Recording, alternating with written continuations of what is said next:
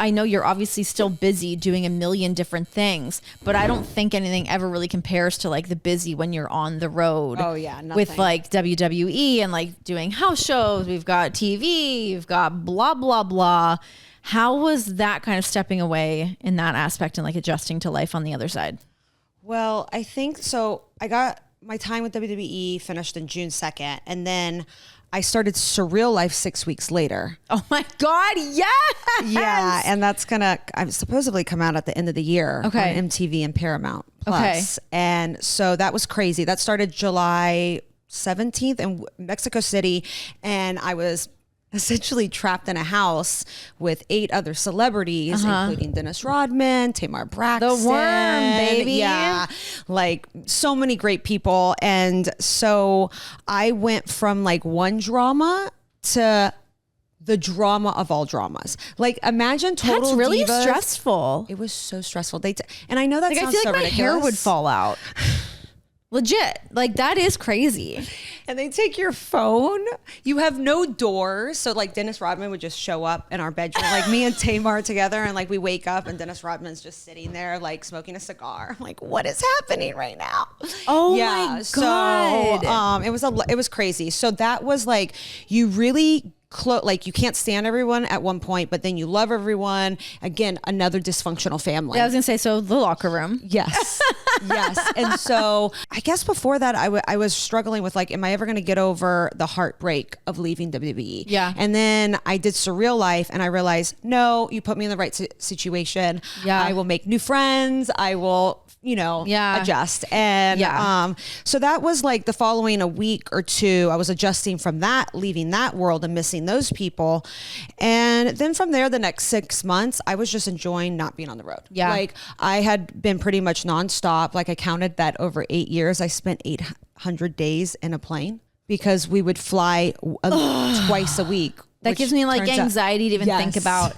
It's so funny to me after like being on the road as long as we were, traveling as much as we were, my bag in the front of this Airbnb, I'm like, what's in this bag? Yeah. Who packed this bag? I don't know how to pack a bag. You would think that would be a skill that you would acquire over these years. And it's like, I left and I'm like, I don't know how to do that at all anymore. I have not a clue. The packing was always the most stressful. Like when I was like, why does it take you 7 hours? And I'm like, well, I have to plan my outfits. Yeah. My problem is I don't plan my outfits. So I just like, I'm like, maybe this and maybe this. This could maybe be an option. And I end up with like 6,000 things that I don't even end up wearing. But it's stupid.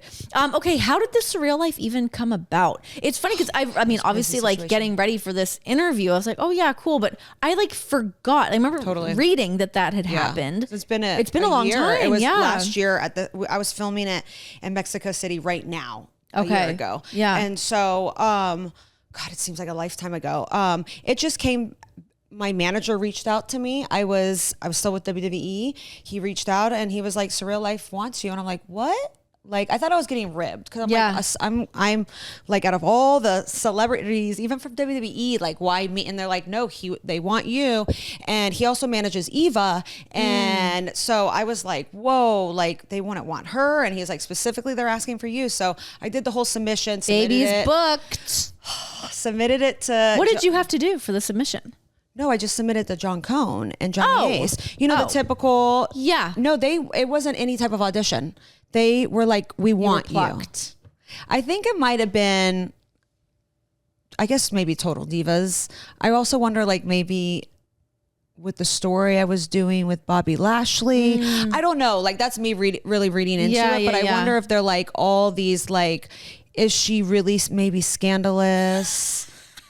Who's to say? I have no idea. And it's also just though that's entertainment. Like really, if I break it down, all the things that throughout my entire career I've auditioned for that, you think sometimes you're like, oh, I killed that audition, I should get it. And you don't get it. You don't even get a call back. Sure. And then there's jobs like WWE and of all the hundreds of thousands of people that want to get into WWE and want to be a character and wrestle and work for WWE, I got picked or, Pitch Perfect the same way. I didn't even audition for Pitch Perfect and I got just a call from my agent. They're booking you. Crazy. It's so crazy when stuff like that happens. I mean, it's much easier. I have like a love-hate relationship with the audition process. Sometimes I think I like the prep that goes into like prepping for an audition.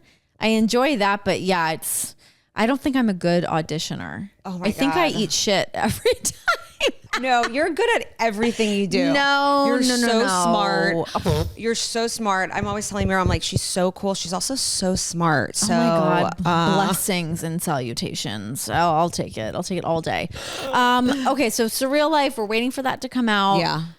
Are you still friends with anybody from the Surreal Life? Yeah, I talked to Tamar Braxton. She was my roommate. Okay. She's made for reality TV. She's hilarious. She's good reality TV. How different was this than doing Total Divas?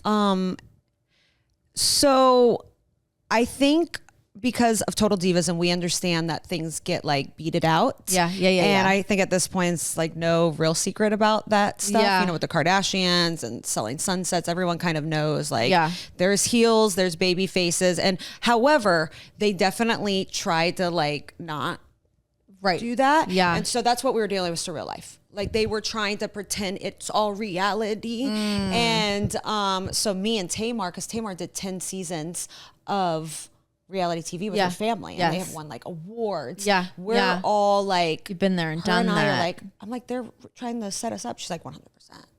And then the crazy thing is you have Kim Coles, who comes from scripted television, and then Manny MUA, who's a huge vlogger. Okay. And so he's never done reality TV. And then Frankie Muniz. Oh, what's that guy like? I haven't heard that name in a minute. I know. And so when me and Tamar are like, hey, this is like, you know, you can't believe everything the producers are telling you. They were like, what are you talking about? And it's like, no, but really you can't. Yeah. We're not on like a real set with like the trailers and the glitz and the glam. This is like the nitty gritty. We're making an entertaining show. Totally. God, remember when you and I got in like a fight on Total Divas? Didn't I tell you like off or something? I feel like something like that. You were like being like, I don't know. I was being bratty. Well, I was a brat being too. bratty. I was, those were like my non-drinking days. Oh yeah. So I was like really missed like. Those are your non-drinking days? You weren't drinking then? Yeah, I went through like the first 2 years in WWE, I really didn't drink at all. Yeah. And I've gone through those stages, but like if anyone else is drinking, I'm just like a stick up my ass type of thing. Okay. And I would have like been Renee, we're trying to sleep. Like now, I would have probably we're trying to like break into your room and like wreak havoc while you and Miro were trying to catch some Z's. So we deserved it, but I mean, it was a taking fun shots with you. That's where the fun was. You should have been.